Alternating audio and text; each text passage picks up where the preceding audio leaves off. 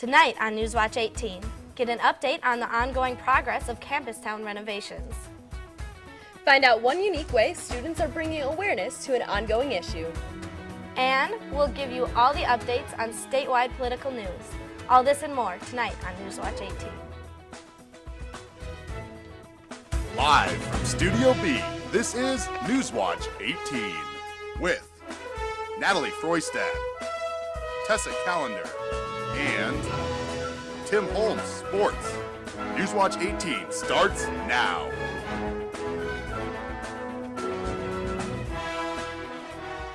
Good evening and thanks for joining us. I'm Natalie Froistad. And I'm Tessa Callender.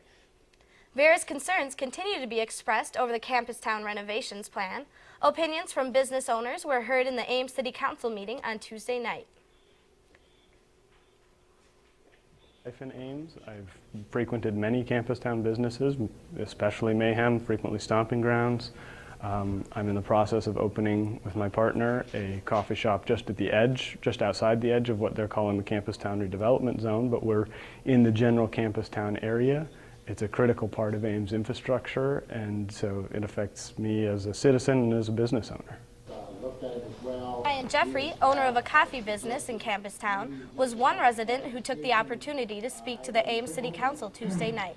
Jeffrey doesn't think Campustown needs to be renovated and also expressed concern about the city and Lane 4 property group declaring some businesses undesirable while trying to build their property for redevelopment. The idea of the project is to help clean up Campustown and make it a more desirable destination for city residents and visiting alumni. Governor Terry Branstad appointed 3 new justices for the Supreme Court on Wednesday.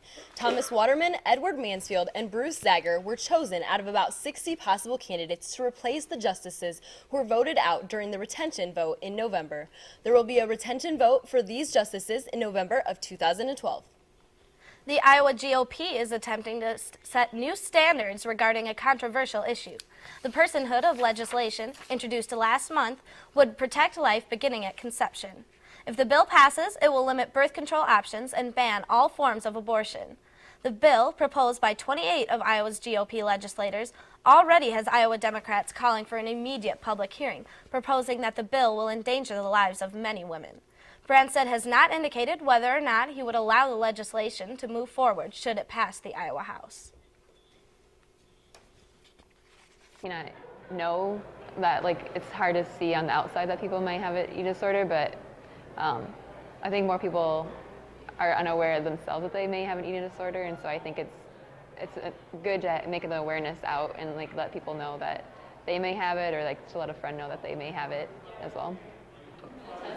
You might have seen the Don't Fight Your Jeans, Change Your Jeans booth yesterday in the MU. Students could stop by at any time between 9 a.m. and 2 p.m. to drop off the jeans that no longer fit them. The donated garments were then given to charity. The event was part of an ongoing National Eating Disorder Awareness Week at ISU 2011, put on by ISU Student Counseling Services. To find out more about the Eating Disorder Awareness Week, contact organizer Michelle Rolling at mrolling@iastate.edu. The kickoff for Iowa State's Relay for Life will be held this Sunday, February 27th from 6 to 9 p.m. in the Cardinal Room of the Memorial Union. Students can join a team, meet other participants, or donate to the walk. The Relay for Life is a 12-hour walk that raises money for the American Cancer Society. This year's Iowa State Relay for Life will be held from 7 p.m. March 25th through 7 a.m. March 26th at the Lead Recreation Center. When we come back, I'll have all your sports updates from this past week. Stay tuned right here to Newswatch 18. It's a beautiful day in this neighborhood, a beautiful day for a neighbor. Would you be mine? Could you be mine? It's a neighborly day in this beauty wood, a neighborly day for a beauty. Would you be mine? Please won't you be my neighbor?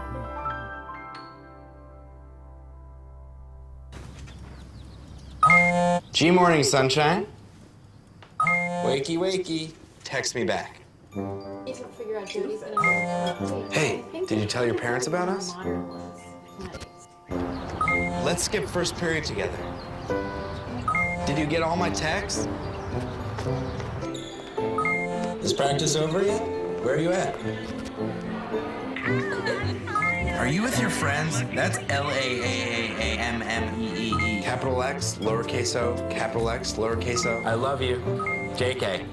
I hate you. JK. Are you ignoring me? We're in a huge fight right now. Is this something I did? I can see your lights on. I'm coming This over. isn't a What'd you joke. dream about? Me? I'm lonely. Holla back. Holla back. Let's try something new.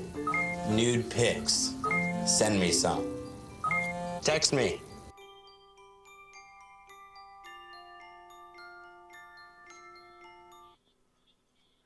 The Iowa State men's basketball team traveled to Austin, Texas Tuesday night in the midst of a 9-game losing streak. The 5th-ranked Longhorns were upset at Nebraska on Saturday. So if you're an Iowa State fan, a struggling Cyclones team plus an angry Longhorn squad equals, you guessed it, a recipe for disaster. The Cyclones did play well in the first half and were down by just 9 points at the break, but the Longhorns were able to stretch that lead to 19 points just 4 minutes into the second half and coasted the rest of the way to a 76-53 victory. Deontay Garrett scored 16 points and dished out 4 assists for the Clones, while Jordan Hamilton had a game-high 20 points for the Longhorns. The team will return to Hilton Coliseum for a matchup with the much-improved Nebraska Cornhuskers on Saturday. Tip time is set for 12:45 p.m. While the team was playing in Texas on Tuesday night, Jamie Vanderbeeken was back in Ames watching the game on TV. But Newswatch 18 Sports has learned tonight that Vanderbeeken practiced this afternoon for the first time since his injury, and his status for Saturday's game has been upgraded to probable. While the men's team continues to struggle, the women are eyeing yet another NCAA tournament appearance. The team helped their cause with a 66-57 overtime victory over Texas on Monday night. Bill Fenley's squad has another very important game coming up on Saturday. The Twister sisters travel to Manhattan, Kansas, looking for a season sweep of the Wildcats. Iowa State took the first contest 61-53 just 11 days ago. Kansas State is currently a game ahead of ISU in the Big 12 conference standings, but with the lack of quality wins, the Wildcats have found themselves on the tournament bubble. There's going to be a lot on the line in this contest for both teams. ISU has lost 5 of their 6 conference road games this season, including 3 in a row. Start time is slated for 7 o'clock Saturday evening at the Octagon of Doom. And on the national scene tonight, St. Louis Cardinals pitching ace Adam Wainwright left spring training camp yesterday after apparently tearing ligaments in his pitching elbow. The Cardinals general manager, John Mozeliak, confirmed today that Wainwright will need to have Tommy John surgery to replace the ligament in his right elbow. Wainwright is expected to miss the entire 2011 season. That'll do it for sports tonight. Now we'll send it to Liz at the weather desk. Thanks, Tim. A little bit chillier than it has been in the past, but stay tuned after the break to see if that chilly weather is going to stick around. This is Newswatch 18. I think I can make a difference because, one person can do a whole lot. I help UNICEF because every life is important, and by helping UNICEF, you save a life. If I was lacking in health or food, I would want someone to help me, so it's the right thing to do. Helping UNICEF, it makes me feel like, I was needed. It's rewarding because I know I'm helping kids have better lives around the world. I really think we can make a difference. I feel very happy that I'm helping other kids because they get what they need because I'm doing something to help them get it. We're all together on Earth, and we need to help each other out because that's what being a civilized person is. He's sick all... That's normal for kids. Are you sure? Kids get sick all the time. But he's always getting infections. Who's the doctor? Who's his mother? If your child is repeatedly sick, it may be PI, primary immunodeficiency disease, a defect of the immune system. The only way to rule it out is by testing. This is making me crazy. Take it easy. Don't take it easy. Talk to us about PI. If you don't know what's wrong, you can't make it right. She's constantly sick, Doctor. Children are always sick. This seems different. All mothers feel that way. But she's always getting infections. Like I said, you're her mother. Yes, we've established that.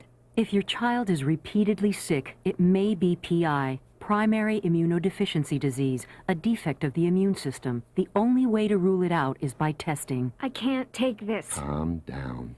Don't calm down. Talk to us about PI. If you don't know what's wrong, you can't make it right. Welcome back to iState News. We're going to take a quick look at your Iowa weather. Midnight tonight will be sitting at about 19 degrees with maybe a few snow showers. Tomorrow morning right around 13, so definitely a chillier night tonight, but we'll see a little bit of a warm up during the day up to around 23, and again there's a chance of snow for tomorrow, so definitely make sure you bundle up. Right now there's a few flurries outside, not too much going on though. We're sitting at about 24 degrees. With north winds around 15 miles an hour, so definitely getting breezy. You can see the snow starting to make its way into Iowa, and that's going to pretty much stay south of I-80 for the most part.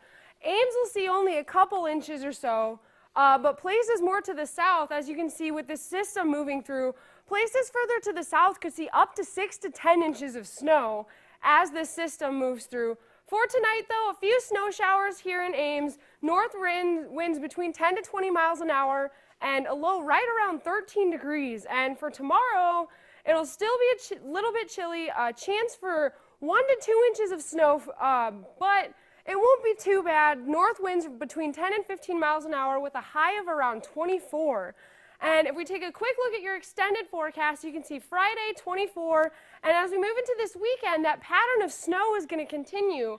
And on Sunday, as it starts to get a little bit above freezing, we could see some rain mixed in with the snow, but then Monday and Tuesday, things start to warm up with a high of 35 on Tuesday. A group of Iowa State University students are coming together to help solve hunger on campus. Cam McKenzie and Matt Nosko have the story. Tucked away in the back corner of the Food Sciences building is a new organization. SHOP, or Students Helping Our Peers, is providing free food and goods to students in need. The idea came from a Food Science and Human Nutrition 110 class assignment. Students were given the option to do either community service or read a novel dealing with the struggles in America's poor working class. Some people went to food at first, and I know a couple of them were part of the committee that started this, but I believe most of us were the ones who'd read the book, and we just kind of felt this would be our best option to start a food pantry for the ISU students. The students were given the opportunity to form a group to work alongside ISU Dining, designing a service for students. The students did research on what type of service would be the most useful and realized that the food pantry in Ames wasn't reaching the ISU community. We found that college students weren't using services for some reason or another, or weren't being reached, and we found it odd because, tuition's high, and so there's always a need for a little bit of help, and so we kind of looked into the idea of the shop, and now we have a food pantry. The service is completely anonymous with no records of who is taking what. SHOP only tracks the amount of food distributed each week. We hope to reach about 30 people a week. That's kind of our ultimate goal. Long-term kind of a thing. So we have to get awareness out there that the service is here for students. In the weeks since opening, the success of the pantry has been variable, one week serving one person, another serving nearly 10. Canned meat, vegetables, shelf-stable milk, daily toiletries, and family supplies such as diapers are some of the recommended donations. There are a number of ways that you can help if you're interested. We have boxes set up around campus, and people have been putting food in there. And then we have boxes set up at like Hy-Vee, and people fill those up for us. SHOP organizers would appreciate help spreading the word about the pantry to would-be clients and volunteers. For ISU TV with Matt Nosko, I'm Cam McKenzie. Anyone who is interested in getting involved by volunteering time or donations can contact co-presidents Haley Boudreau and Sarah Schwanebeck. The pantry is located in room 2616 of Food Sciences and runs from 3 to 6 p.m. every Tuesday. And that's all we have for you tonight. Thanks for joining us. Tune in Sunday at 7 p.m. for more Cyclone news, weather, and sports. Have a great night.